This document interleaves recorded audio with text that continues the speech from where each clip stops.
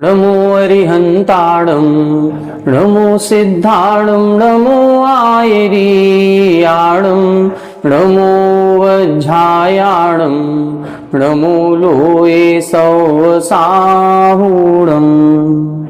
सिद्धं शुद्धं परमीय जिणिन्दवर्णेमि चन्दमकलङ्कं गुणरयणभूषणुदयं जीवस्य परुवणं बोच्छम। 1008 श्री मूलनायक आदिनाथ भगवान की जय। 1008 श्री गोमटेश्वर बाहुबली भगवान की जय। द्वासांग जिनवाणी माता की जय। आचार्य श्रेष्ठ आचार्य गुरुवर श्री 108 नेमिचंद्र सिद्धांत चक्रवर्ती महाराज की जय। आचार्य श्रेष्ठ आचार्य गुरुवर श्री 108 विद्यासागर जी महामुनि राज की जय। तीर्थ चक्रवर्ती जगत पूज्य निर्यापक श्रमण मुनि पुंगव श्री 108 सुधा सागर जी महाराज की जय। समस्त मुनि संघ की जय। आलोक मोदी स्वाध्याय सुधा यूट्यूब चैनल पर आप सभी दर्शकों का एक बार पुनः हार्दिक स्वागत, हार्दिक अभिनंदन। श्री गोमटसार जीवकांड जी ग्रंथराज की स्वाध्याय श्रृंखला में जीव समास का वर्णन अपना चल रहा है। जीव समास का वर्णन 4 प्रकार से किया जा रहा है। स्थान की अपेक्षा, योनि की अपेक्षा, शरीर की अवगाहना की अपेक्षा और कुल की अपेक्षा। इन 4 भेदों में से स्थान की अपेक्षा जो जीव समास के भेद प्रभेद किए गए वो 14, 19, 38, 57 और 98 इस तरह से जीव के भेद प्रभेद बताए गए थे। इनको हमने समझ लिया है। पूर्व कक्षा में हमने योनि की अपेक्षा वर्णन करना प्रारंभ किया था, जिसमें इन्होंने योनि के 2 प्रकार से भेद किए थे, एक आकार योनि और दूसरा गुण योनि। आकार योनि का मतलब है उस जन्म का जो स्थान है उस स्थान का आकार कैसा है। उस आकार की अपेक्षा से योनि के 3 भेद किए गए थे, संख्यावर्त योनि, दूसरा कूर्मोन्नत योनि और तीसरा वंशपत्र योनि। इनकी जब विशेषताएं अपन ने समझी थी तो संख्यावर्त योनि जो शंख के आवर्त के समान होती है, इसमें गर्भ नहीं ठहरता है, ये गर्भ से रहित होती है। यहाँ योनि स्थान तो है लेकिन जन्म किसी भी जीव का नहीं हो पाता। दूसरा जो योनि का भेद बताया था वो कूर्मोन्नत। कूर्म का मतलब कछुए की पीठ की तरह जो उन्नत स्थान होता है उसको कूर्मोन्नत कहते हैं। यहाँ पर महापुरुषों का जन्म होता है, जो तीर्थंकर हैं, चक्रवर्ती हैं, बलभद्र हैं, नारायण हैं इत्यादि। ये जो 63 सलाका महापुरुष होते हैं इनका जन्म इस कूर्मोन्नत योनि के द्वारा होता है। और तीसरी जो वंशपत्र योनि होती है जो बांस के पत्ते के समान होती है, उससे सामान्य जन या सामान्य जीवों का जन्म होता है। इस प्रकार से ये 3 आकार योनि का वर्णन किया था।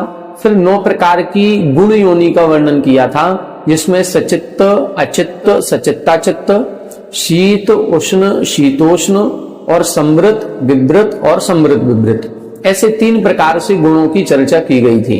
ये 3 का एक समूह बनेगा और 3 के समूह में से कोई एक गुण या एक विशेषता पाई ही जाएगी। सचित्त अचित्त सचित्ताचित्त में से एक गुण होगा, शीत उष्ण शीतोष्ण में से एक गुणवान होगी और समृत विवृत समृत विवृत में से भी उस योनि स्थान का कोई न कोई एक गुणधर्म होता है। 3 प्रकार के जन्म को अपन ने समझा था, सम्मूलसन जन्म, गर्भ जन्म और उपपात जन्म। जब माता पिता के रजवीरी के बिना वातावरण के अनुसार ही जीवों का जो जन्म होता है उसे सम्मूलसन जन्म कहते हैं। माता पिता के रजवीरी के बिना किसी निश्चित स्थान विशेष पर जब देव और नारकियों का जो जन्म होता है उसको हम उपपात जन्म कहते हैं। और माता के उदर में रज और वीरी के मिलने से जो जन्म होता है उसे हम गर्भ जन्म कहते हैं। ये तीनों विशेषताएं अपन ने देख ली थी। सम्मूलसन जन्म किसके होता है, गर्भ जन्म किसके होता है, उपपात जन्म किसके होता है। गर्भ जन्म के बारे में बताया था, जहां पर जरायुज, अंडज या पोत जन्म होता है वो सबका गर्भ जन्म मानना चाहिए। देव नारकियों का उपपात जन्म होता है। और इनके अलावा जो बचे हुए जीव हैं ऐसे मनुष्य और त्रियंचों के सम्मूलसन जन्म जानना चाहिए। ये विषय अपना कल हो गया था। 4 गाथाओं का वर्णन अपन ने कल की कक्षा में किया था। अब आज की कक्षा में आगे की गाथाओं का वर्णन करेंगे। इसमें अब ये बता रहे हैं कौन से जन्म के साथ कौन सी योनि पाई जाएगी। 3 प्रकार का जन्म हो गया, सम्मूलसन जन्म, गर्भ जन्म, उपपात जन्म। अब गुण योनि के जो तीन तीन के तीन भेद किए थे, सचित्त अचित्त सचित्ता चित्त आदि, इनमें से देव है उत्पाद जन्म वाले, तो उत्पाद जन्म वालों के कौन सा होगा, सचित्त होगी कि अचित्त होगी कि सचित्ता चित्त होगी, मनुष्य त्रियंचों के कौन सी होगी। इस प्रकार से ये तीनों भी भंग जो हमने बनाए थे, उनमें से कौन से जन्म वालों के कौन सी योनि होती है, इसका वर्णन अब आगामी 3-4 गाथाओं में कर रहे हैं। आइए देखें गाथा नंबर 85-85। उपवादे अच्चित्तम उपवादे अच्चित्तम गभ्भे मिस्सम तु होदिसम मुच्छे गभ्भे मिस्सम तु होदिसम मुच्छे सच्चित्तम अच्चित्तम सच्चित्तम अच्चित्तम मिस्सम चय होदि जोड़ी हो मिस्सम चय होदि जोड़ी हो। उपवादे अच्चित्तम गभ्भे मिस्सम तु होदिसम मुच्छे सच्चित्तम अच्चित्तम मिस्सम चय होदि जोड़ी हो। देखें यहां बता रहे हैं सचित्त अचित्त और सचित्ताचित्त, ये वाला भंग इन्होंने लिया है कि इन तीनों प्रकार के गुण धर्मों में, तीनों प्रकार के जन्मों में कौन सी योनि पाई जाएगी। देखें उपवादे अच्चित्तम, उपपाद जन्म जो होता है उसकी जो योनि स्थान है वो अचित्त होता है। उपपाद जन्म का मतलब जो उपपाद सैया पर देव और नारकियों का जन्म होता है, वो जो सैया होती है वो अचित्त होती है, वो पृथ्वी काय होती है। अपन सर्वार सिद्धि में पढ़ चुके हैं पृथ्वी काय, पृथ्वी काय, पृथ्वी जीव इत्यादि प्रकार से ये जो 4 भेद किए गए थे, तो ये पृथ्वी काय होता है, वहां पर जीव राशि नहीं होती, अचित्त पदार्थ होता है। तो उपपाद जन्म का जो उपपाद सैया है वो कैसी है, अचित्त है। गभ्भे मिस्सम, जो गर्भ जन्म होता है उसमें मिश्र योनि होती है। मिश्र योनि का मतलब सचित्ता चित्त। गर्भ जन्म जो होता है, जो हमने बताया माता के उदर में रज और वीर्य के मिलने से जो जन्म होता है उसको हम गर्भ जन्म कहते हैं। तो जो माता का उदर हुआ वो जो स्थान है वो आत्म प्रदेशों से सहित है, इसीलिए तो वो सचित्त है। लेकिन जो शुक्र शोणित होता है या अंडाणु शुक्राणु होते हैं, रज और वीर्य होता है, ये अचित्त होता है। तो ये अचित्त है और वो जो स्थान है वो आत्म प्रदेशों से सहित है, इसीलिए यहां पर सचित्ता चित्त मिश्र योनि बनती है। इसीलिए लिखा गभ्भे मिस्सम तु होदि समुच्छे, तु होदि तक लगाएंगे। उपपादे अचित्तम, उपपाद जन्म में अचित्त योनि होती है। गभ्भे मिस्सम होदि, और गर्भ जन्म में मिश्र योनि होती है। समुच्छे, सम्मूर्छन जन्म में कैसी होती है, तब लिखा सच्चित्तम अच्चित्तम मिस्सम च, मतलब तीनों प्रकार की होती है। जो सम्मूर्छन जन्म होगा, किन्हीं जीवों का जन्म सचित्त स्थान पर होता होगा, किन्हीं जीवों का अचित्त स्थान पर होता होगा, और किन्हीं जीवों का सचित्ता चित्त अर्थात मिश्र योनि बनती होगी। इस प्रकार से ये लगाना है। तो ये अपन ने सचित्त अचित्त और सचित्ता चित्त तीनों प्रकार की योनियों को जन्म की अपेक्षा से लगा लिया। उपपाद जन्म में अचित्त होगी, गर्भ जन्म में मिश्र होगी, और सम्मूर्छन जन्म में तीनों प्रकार की हो सकती है। अब आगे देखें, अब अगली गाथा में शीत उष्ण और शीतोष्ण को बताएंगे, कौन से जन्म में कौन सी योनि होगी। उपवादे शीदुषणम उपवादे शीदुषणम शेषे शीदुषणमिस्सयं होदि शेषे शीदुषणमिस्सयं होदि। उपवादे यक्षे सूय उपवादे यक्षे सूय सौंडव्यलेषु व्यूलं तु सौंडव्यलेषु व्यूलं तु। उपवादे शीदुषणं शेषे शीदुषणमिस्सयं होदि। उपवादे यक्षे सूय सौंडव्यलेषु व्यूलं तु। देखें अब बता रहे हैं उपवादे शीद उष्णम, जो उपपाद जन्म होता है वहां पर शीत और उष्ण ये दोनों प्रकार की योनि होती हैं। नारकी जीवों के तो स्पष्ट कहा गया है कि प्रारंभ के कुछ बिल उष्ण योनि वाले हैं या उष्ण वेदना वाले हैं, और नीचे के अर्थात लगभग 2 लाख बिलों की जो संख्या है वो शीत योनि वाली या शीत वेदना वाले कहे गए हैं। तो जहां पर उष्ण वेदना है वहां पर उष्ण योनि माननी चाहिए, जहां पर शीत वेदना है वहां पर शीत योनि माननी चाहिए। उपपादे, उत्पाद जन्म में अब देव और नारकियों का जन्म होता है, तो नारकियों का तो आगम में स्पष्ट प्राप्त होता है कि उष्ण योनि और शीत योनि, लेकिन देवताओं के अभी हमारे पढ़ने में ये नहीं आया कि देवताओं के शीत योनि मानी जाए या उष्ण योनि मानी जाए। अभी तक हमें ऐसा ध्यान है कि आदरणीय वेनाड़ा जी साहब ने हमको ये बताया था कि वहां तो शीतोष्ण होती है, एयर कंडीशन टाइप का माहौल वहां पर होता है, वहां ना गर्मी होती है ना सर्दी होती है। लेकिन अब जो अपन आगम में पढ़ रहे हैं यहां पर शीतोष्ण शब्द जो मिश्र योनि है वो मिश्र योनि कहीं नहीं लिखी। अब मिश्र योनि कहीं लिखी नहीं है, और शीत और उष्ण कौन से विमान शीत के हैं कौन से उष्ण के हैं ऐसा कहीं अभी तक आगम में पढ़ने में नहीं आया। आप किसी को भी यदि पढ़ने में कहीं आया हो तो हमको बताएं, जिससे हमारा भी ज्ञान परिपुष्ट हो सके। अभी जो इसमें ग्रंथ में लिखा हुआ है अपन इतना समझते हैं कि उत्पाद जन्म में शीत और उष्ण ये दो प्रकार की योनियां होती हैं। नरकों में तो स्पष्ट जान पड़ रहा है, देवताओं के संबंध में अभी स्पष्ट कथन समझ में नहीं आ रहा है कि देवताओं के शीत माने कि उष्ण माने, अथवा दोनों माने तो कहां तक शीत है और कहां तक उष्ण है।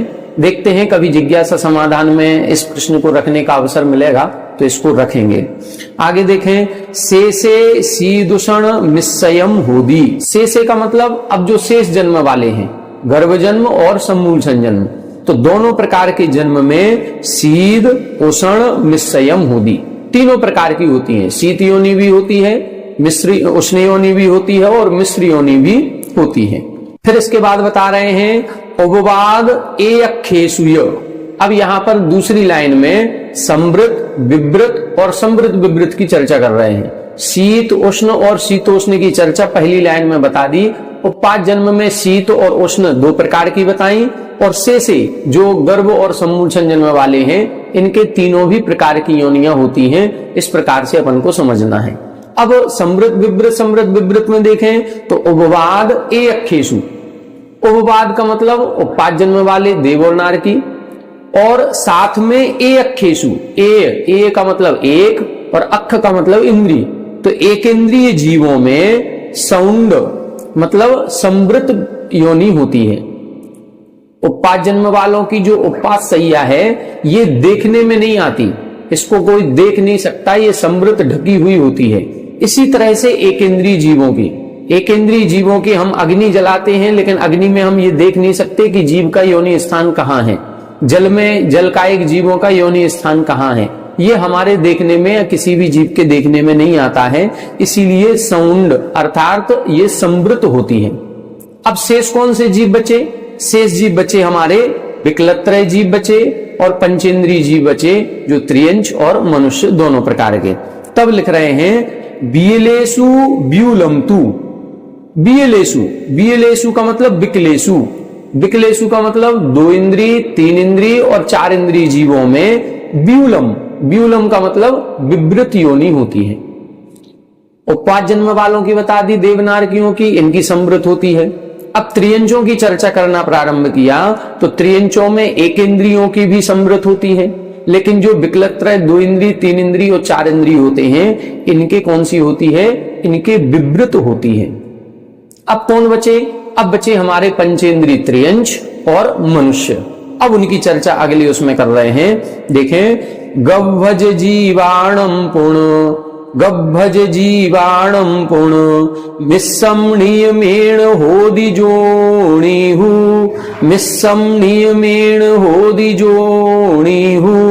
सम्मुच्छण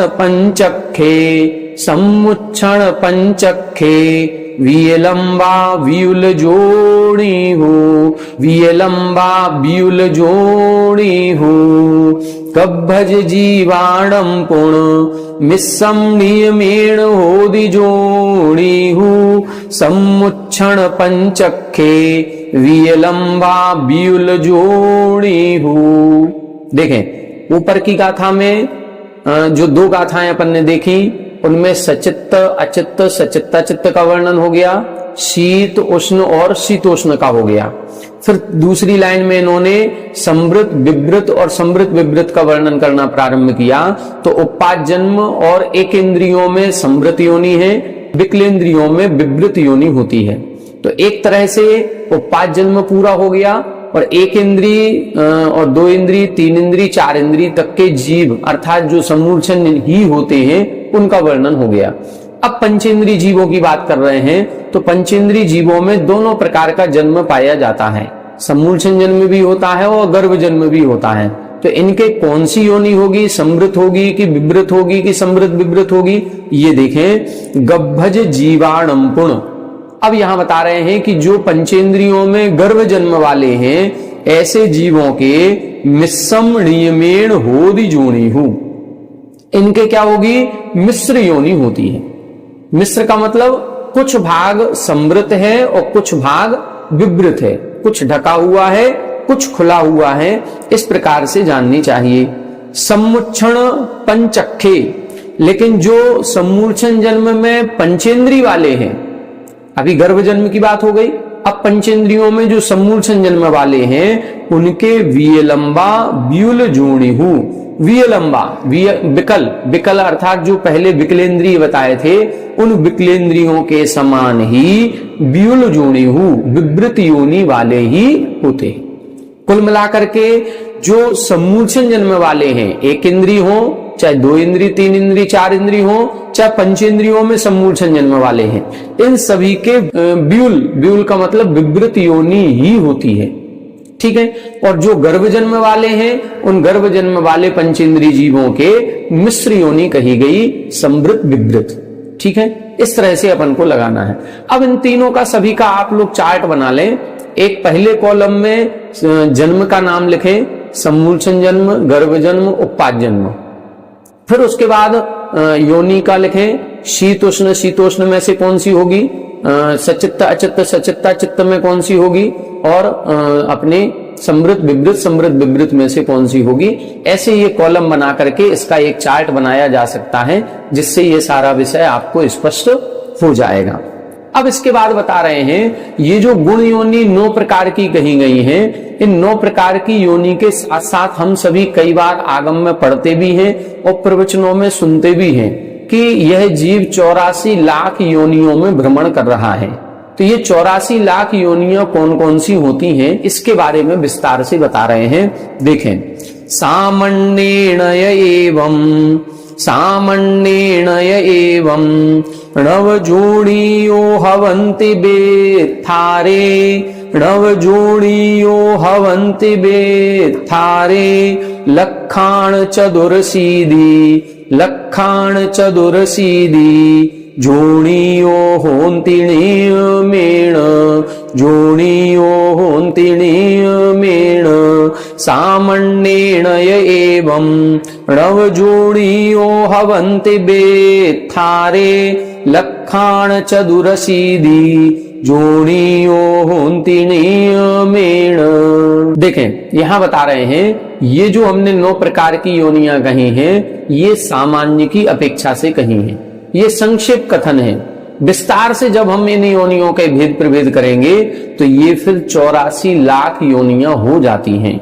देखें, सामण्येण एवं नवजोड़ियो हवन्ति, एवं यानी इस प्रकार से जो ऊपर हमने 9 प्रकार की योनियों का वर्णन किया, सचित्त अचित्त, सचित्ता चित्त, शीत उष्ण शीतोष्ण, समृत विवृत, समृत विवृत, ये जो 9 प्रकार की योनियां हैं ये सामान्येण अर्थात सामान्य से है, ये संक्षेप में है। बित्थारे, यदि इन्हीं का विस्तार किया जाए तो लक्षाण चतुरसीदी, चतु यानी 4 और अशीति, अशीति का मतलब होता है 80, 80 और 4 84, और फिर लिखा है लक्षाण यानी लक्ष्य, लक्ष्य का मतलब लाख। अब ऐसे 84 लाख जोड़ियों होन्ति नियमेण, ऐसी योनियां नियम से होती हैं। संक्षेप में 9 प्रकार की योनियां हैं, विस्तार में अपन जब भेद करेंगे तो 84 लाख योनियां हो जाती हैं। अब प्रश्न हो रहा होगा कि ये 84 लाख कैसे होती हैं और कौन से जीवों की कितनी योनियां माने। एक इंद्रिय जीव है, दो इंद्रिय है, तीन इंद्रिय है, चार इंद्रिय है, देव है, नारकी है, मनुष्य है, इनके किसके कितनी योनियां मानी जाए वो अब आगे की गाथा में बता रहे हैं। देखें, ऋच्चिदर धादु सत्तय, ऋच्चिदर धादु सत्तय तरुदस वियलिंदियेषु छच्चेव, तरुदस वियलिंदियेषु छच्चेव सुरनिरयतिर्ये चौरो, सुरनिरयतिर्ये चौरो चोद्दस मणुए सदसहस्सा, चोद्दस मणुए सदसहस्सा ऋच्चिदर धादु सत्तय तरुदस वियलिंदियेषु छच्चेव सुरनिरयतिर्ये चौरो चोद्दस मणुए सदसहस्सा। देखें, यहां आप संख्या बता रहे हैं 84 लाख की, इसको अपन सभी को काउंट करना है। इसका भी एक चार्ट बनाएंगे, एक तरफ योनियों के नाम लिख लेंगे और दूसरी तरफ योनियों की संख्या लिखेंगे। देखें, ऋच्च इधर, ऋच्च इधर लिखा है तो ऋच्च और इधर, ऋच्च का मतलब नित्य और इधर का मतलब इतर। अभी अपन जीव समास पढ़ करके आए हैं स्थान की अपेक्षा, वहां एक इंद्रिय जीवों के भेद प्रभेद बताए थे। तो एक इंद्रिय जीवों के जब अपन ने भेद प्रभेद किए थे तो पृथ्वी का एक, जल का एक, अग्नि का एक, वायु का एक।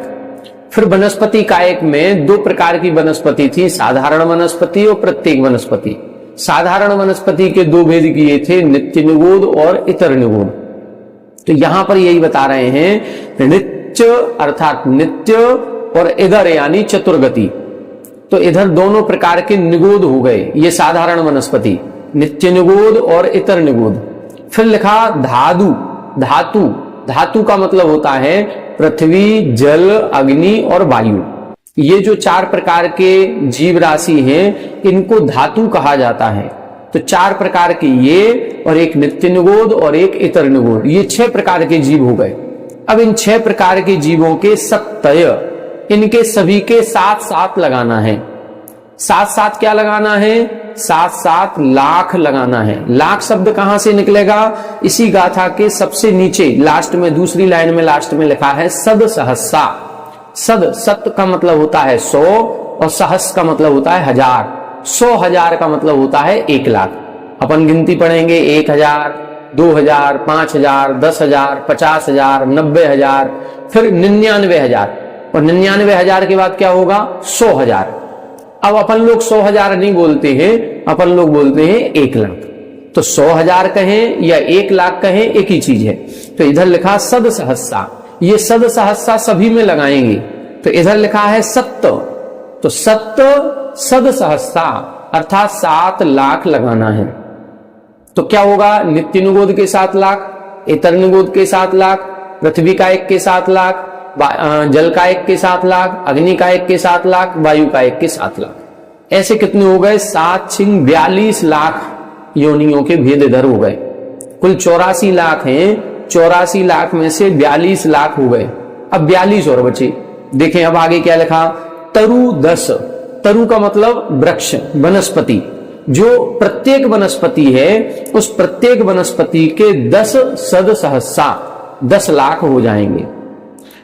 फिर बियलिंदियेषु छच्चेव, बियलिंदियेषु, बियल इंद्रियेषु, विकल इंद्रियों के मतलब 2 इंद्रिय, 3 इंद्रिय और 4 इंद्रिय, इन सबके मिलाकर के छच्चेव, छच्चे यानी 6, सद सहस्सा यानी 100,000। तो 600,000, 600,000 का मतलब 6 लाख। तो इन तीनों के मिलाकर के मतलब 2 इंद्रिय के 2 लाख, 3 इंद्रिय के 2 लाख, 4 इंद्रिय के 2 लाख, ऐसे करके 6 लाख इनके हो जाएंगे। फिर लिखा सुर निरय तिरिय चौरो, चौरो का मतलब 4, सद सहस्सा इसमें भी लगा लेंगे तो 4 लाख। 4 लाख किस किस के? सुर यानी देवताओं के 4 लाख, निरय नारकियों के 4 लाख और त्रिय यानी त्रियंचों के 4 लाख। ये कौन से त्रियंच रहेंगे? ये पंचेंद्रिय त्रियंच, क्योंकि एक इंद्रियों की चर्चा हो गई। और फिर बियलिंदियेषु अर्थात 2 इंद्रिय, 3 इंद्रिय, 4 इंद्रियों की हो गई। अब केवल जो पंचेंद्रिय त्रियंच, देवता और नारकी, इन सभी के 4-4 लाख लगाना है। तो देवताओं के 4 लाख, नारकियों के 4 लाख और पंचेंद्रिय त्रियंचों के भी 4 लाख। फिर अब कौन बचे? मनुष्य बचे। तब लिखा 14 मणुए सद सहस्सा। 14 सद सहस्रा यानी 14 लाख मणुए यानी मनुष्य होते हैं। तो इस प्रकार से ये 84 लाख हो गई। इनको एक बार काउंट कर लें, नित्य निगोद के साथ, इतर निगोद के साथ, पृथ्वी कायक के साथ, जल कायक के, अग्नि कायक और वायु कायक, इनके सबके 7-7 लाख 42 लाख। फिर वनस्पति कायक जो है प्रत्येक वनस्पति के 10 लाख, तो 42 और 10 52 लाख। फिर विकलेंद्रियों के 6 लाख, तो 2 इंद्रिय 3 इंद्रिय 4 इंद्रिय सभी के मिलाकर के 6, तो 52 और 6 58 लाख। फिर देवताओं के 4, तो 58 और 4 62। फिर नारकियों के 4 लाख, तो 62 और 4 66 लाख। फिर पंचेंद्रिय त्रियंचों के भी 4 लाख, तो 66 और 4 70 लाख। और फिर मनुष्यों के 14 लाख अर्थात 84 लाख हो जाएंगे। तो कुल मिलाकर के ये 84 लाख योनियां होती हैं। अब योनियों से इनसे क्या मतलब है, क्या अर्थ ग्रहण करना चाहिए, तो हमारी जो अभी तक समझ में आया है वो हम आपको शेयर कर रहे हैं। बाकी मुनिराजों से और विस्तार में चर्चा करके इस विषय को समझा जा सकता है। हमारी समझ में ये आया है कि जो गर्भ जन्म आदि होते हैं, तो ये जन्म में नर और मादा 2 प्रकार के जीवों की जरूरत होती है, या स्त्री और पुरुष की जरूरत होती है।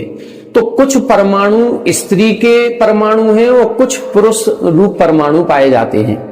जो पुरुष रूप परमाणु होते हैं उनको हम कुल कहते हैं, और जो स्त्री रूप परमाणु होते हैं उनको हम योनि या जाति रूप परमाणु कहते हैं।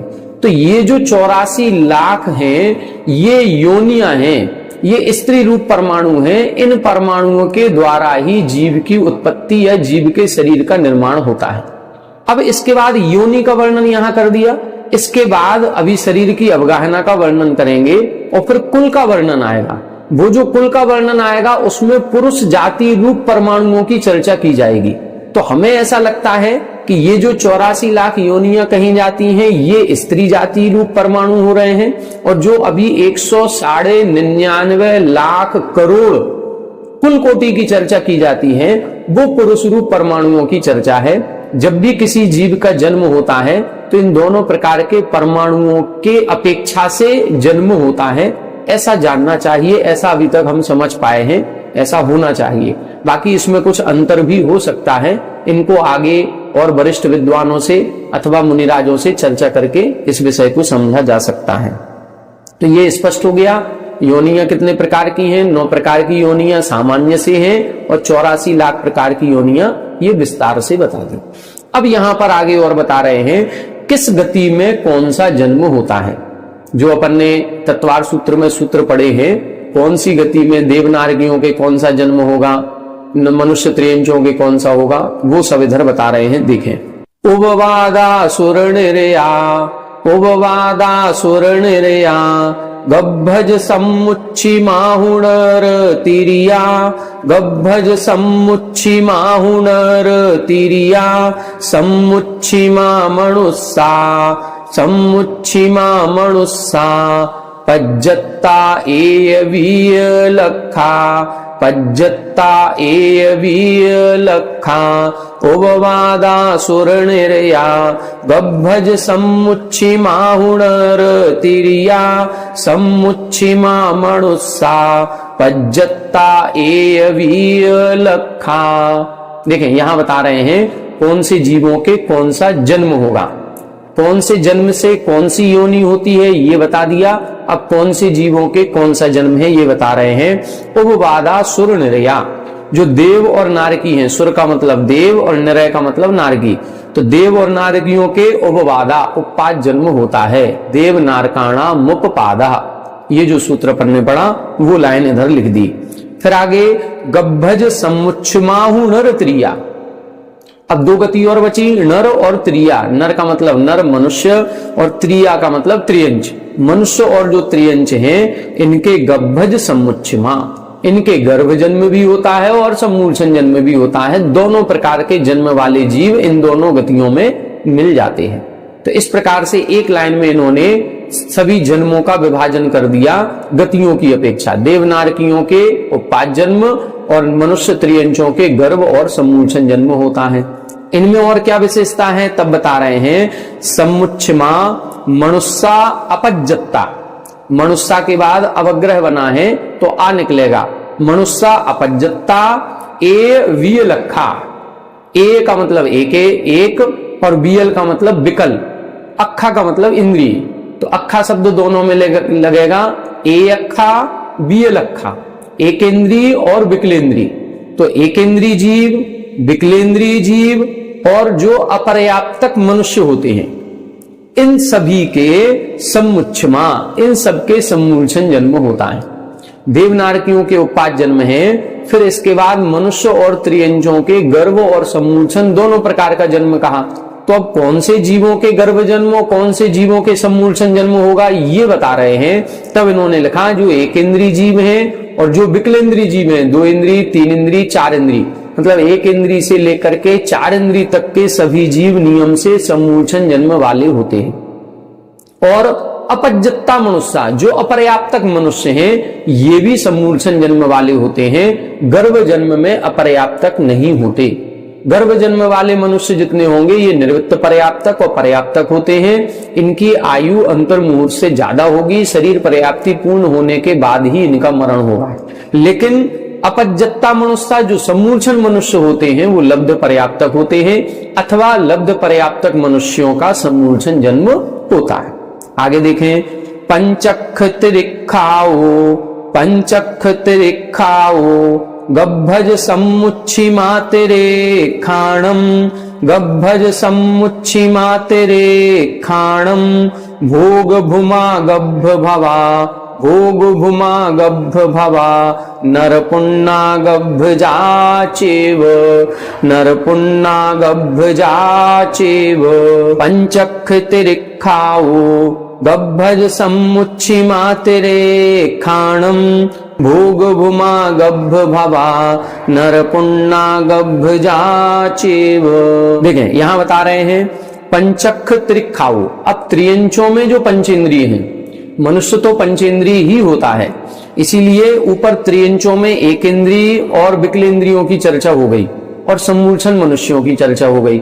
अब जो पंचेंद्रिय त्रियंच बचे हैं और गर्भज मनुष्य बचे हैं उनकी चर्चा कर रहे हैं। पंचख त्रिखाओ, जो पंचेंद्रिय त्रियंच हैं उनके गब्भज सम्मुच्छिमा, उनके गब्भज यानी गर्भ जन्म भी होता है और सम्मूर्छन जन्म भी होता है। अपन ने देखा पंचेंद्रिय त्रियंच के पहले 2 भेद किए, सैनी असैनी, फिर अपन ने 3 भेद किए थे, जलचर, थलचर, नवचर, फिर इनके सबके 2 भेद लगाए थे, गर्भ जन्म से भी और सम्मूर्छन जन्म से भी। इनके सभी प्रकार के दोनों प्रकार के जन्म हो सकते हैं।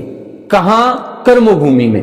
भोग भूमि में क्या होगा? तब लिख रहे हैं त्रिखाणम भोग भूमा, लेकिन जो भोग भूमि के त्रिखाणम यानी त्रियंच हैं वो गब्भ भवा, उनके गर्भ जन्म ही होता है, उनके सम्मूर्छन जन्म नहीं होता।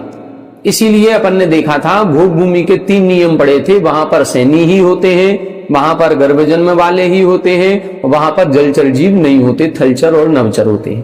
तो ये यहाँ स्पष्ट लिख दिया, त्रिखाणम भोग भूमा, जो भोग भूमि के त्रियंच हैं इनके गब्भ भवा, इनके गर्भ जन्म ही होता है। और नरपुण्ना गब्भजा चिव, नरपुण्ना, पुण्ना का मतलब पर्याप्तक, जो पर्याप्तक मनुष्य होते हैं। ऊपर की गाथा में अपर्याप्तक मनुष्य की बात करी थी, अपर्याप्तक मनुष्य सम्मूर्छन ही होगा और पर्याप्तक मनुष्य गब्भजा चेव, गर्भज ही होगा।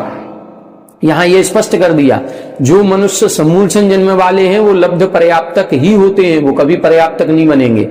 लेकिन जो पर्याप्तक होते हैं वो गर्भज होंगे या गर्भ जन्म वाले पर्याप्तक ही होते हैं, लब्ध पर्याप्तक नहीं होते। आगे देखें, ओववाद गब्भजे सुय, ओववाद गब्भजे सुय, लद्धि अपज्जत गाणनीय मेण, लद्धि अपज्जत गाणनीय मेण, नरसम्मुच्छिम जीवा, नरसम्मुच्छिम जीवा, लद्धि अपज्जत गाचेव, लद्धि अपज्जत गाचेव। ओववाद गब्भजे सुय, लद्धि अपज्जत गाणनीय मेण, नरसम्मुच्छिम जीवा, लद्धि अपज्जत गाचेव। अब यहां बता रहे हैं लब्ध पर्याप्तक जीव कहां कहां होते हैं और कहां कहां नहीं होते। मतलब लब्ध पर्याप्तक का मतलब एक श्वास में 18 बार जन्म मरण जो होता है वो कहां कहां हो सकता है। तब लिख रहे हैं उपवाद गब्ब जेसूय लब्धि अपज्जत का रणीयमेण। उपपाद जन्म वालों के मतलब देव और नारगियों के और गर्भ जन्म वालों के, इनके लब्धि अपर्याप्तक रणीयमेन, नियम से लब्ध पर्याप्तक नहीं होते। गर्भ जन्म अपन ने लगाया जलचर थलचर नवचर में, वहां पर दो ही भेद लगाए, पर्याप्तक और निर्वृत्त पर्याप्तक। लब्ध पर्याप्तक गर्भजों में होता ही नहीं है, तो गर्भजों में लब्ध पर्याप्तक नहीं होता और उपपाद जन्म वालों में लब्ध पर्याप्तक नहीं होता। फिर कहां होता है? नर सम्मुच्छिम जीवा, जो सम्मूर्छन जन्म वाले हैं। कौन? मनुष्य। जो मनुष्य सम्मूर्छन जन्म वाले हैं ऐसे लब्धि अपच्चदगा चेव, ऐसे वो सम्मूर्छन मनुष्य लब्ध पर्याप्तक ही होते हैं। सम्मूर्छन जन्म वाले जितने जीव हैं वो सभी लब्ध पर्याप्तक हों ये नियम नहीं बना रहे हैं। सम्मूर्छन जन्म तो त्रियंचों में भी है। अपन ने जलचर थलचर नवचर में सम्मूर्छन जन्म लगाया तो वहां तीनों भेद लगाए थे, पर्याप्तक भी, निर्वृत्त पर्याप्तक भी और लब्ध पर्याप्तक भी। यहां नियम इनका बना रहे हैं कि जिन जीवों में लब्ध पर्याप्तक होते ही नहीं है या जो जीव नियम से लब्ध पर्याप्तक ही होते हैं, ये दो नियम बना रहे हैं। तो पहला नियम क्या बना? उपपाद जन्म वाले और गर्भ जन्म वालों में लब्ध पर्याप्तक होते ही नहीं। और दूसरा नियम बनाया जो सम्मूर्छन जन्म वाले मनुष्य हैं ये नियम से लब्ध पर्याप्तक ही होते हैं, ऐसा नियम जानना चाहिए। एक गाथा और योनि के संबंध में है, इस प्रकरण से संबंधित, इसको और देख लें। णेरय्या खलु संढा, णेरय्या खलु संढा, नरतिरिये तिन्नि होन्ति सम्मुच्छा, नरतिरिये तिन्नि होन्ति सम्मुच्छा, संढासुर भोग भूमा, संढासुर भोग भूमा, पुरसिच्छी वेद गाचेव, पुरसिच्छी वेद गाचेव। णेरय्या खलु संढा, नरतिरिये तिन्नि होन्ति सम्मुच्छा, संढासुर भोग भूमा, पुरसिच्छी वेद गाचेव। देखें अब यहां पर कौन से जन्म वालों के कौन सा लिंग पाया जाता है वो बता रहे हैं।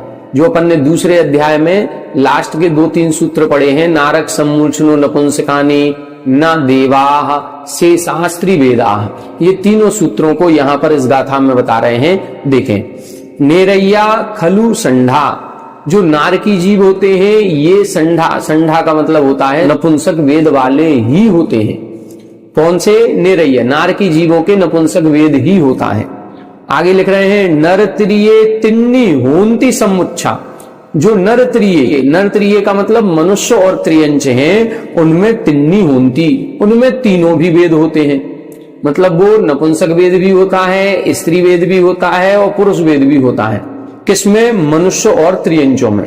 मनुष्य त्रियंचों में तीनों वेद होंगे, नारकियों में केवल एक ही होता है नपुंसक वेद।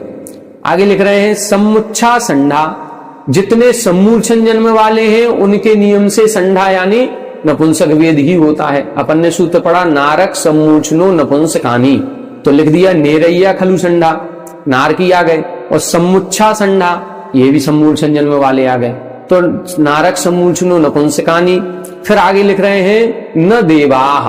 अब वो सूत्र कहां आएगा? आगे देखें, सुर भोग भूमा पुरसिच्छी वेदगा चेव।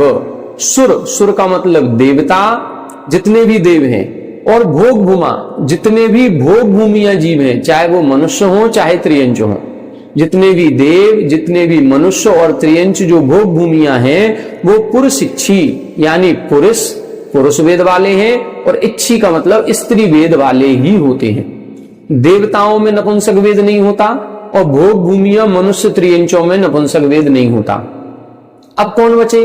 कर्म भूमिया मनुष्य त्रियंच बचे जिनका गर्भ जन्म होता है, क्योंकि सम्मूर्छन जन्म की बात हो गई और नारकी और देव हो गए तो पांच जन्म भी निकल गया। अब गर्भ जन्म वाले जो मनुष्य त्रियंच हैं, जो कर्म भूमिया हैं, उनमें तीनों भी वेद पाए जाते हैं, स्त्री वेद भी, पुरुष वेद भी और नपुंसक वेद भी। इस प्रकार से योनि की अपेक्षा जीवों के भेद प्रभेद या जीवों का जो विस्तार होता है वो पूरा वर्णन अपना पूरा हो गया। अब आगामी गाथाओं में शरीर की अवगाहना की अपेक्षा वर्णन किया जाएगा, जिसमें कौन से जीव की सबसे छोटी अवगाहना है और कौन से जीव की सबसे बड़ी अवगाहना होती है, किस क्रम से अवगाहना किन किन जीवों की बढ़ती घटती है, इसका पूरा वर्णन आगे की गाथाओं में आएगा। आज की कक्षा में अपन ने बहुत सारी गाथाओं का वर्णन देख लिया। चूंकि सरल गाथाएं हैं और इन विषय को हम पूर्व में तत्वार सूत्र सर्वार सिद्धि में पढ़ चुके हैं, इसीलिए थोड़ा सा फास्ट किया है। और फास्ट तो अब करना ही है, क्योंकि कोर्स अपना बहुत बाकी है और समय अब अपने पास कम है, इसीलिए थोड़ा सा शीघ्रता से चलेंगे। जो सरल विषय होगा उसको जल्दी करेंगे, जो कठिन विषय होगा उसको धीरे धीरे समझते हुए करेंगे। आज की कक्षा में इतना ही। आगे की कक्षा में आगामी विषय को देखेंगे। आप सभी हमारे साथ बने रहें। सभी को जय जय।